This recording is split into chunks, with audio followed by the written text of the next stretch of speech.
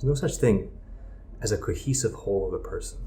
I mean, first of all, the idea of a singular wholeness to anything is already something we don't see in the reflections of existence.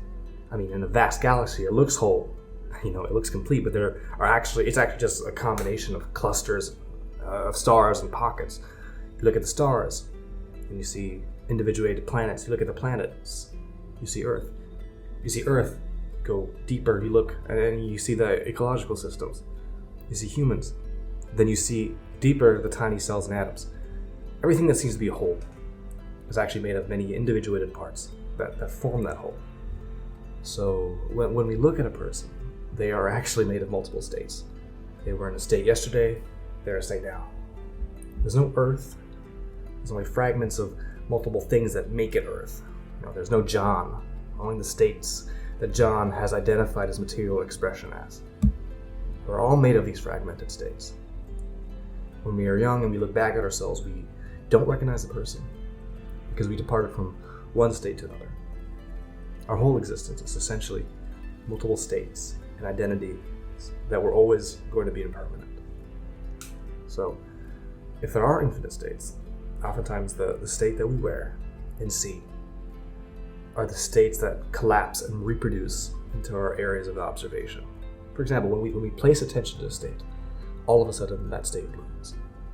If I embody the state of peace, observation leads me to a peaceful situation. Another person embodies the state of expecting rudeness. And they went on the same bus that I do, but at a different time. And all they tell me they see is rudeness. I go on the bus at another time, and I'm embodying the state of loveliness, and all I see is politeness and kindness. And then we're on the same bus together. I embody the state of loveliness. I see a kind act, and I look at them, and they're looking at something else. My observation collapses, essentially, to the state it determines to see.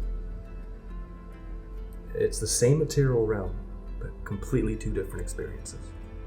It's because the state produces its own subjective fruit, and it's up to the individual to choose their feasting.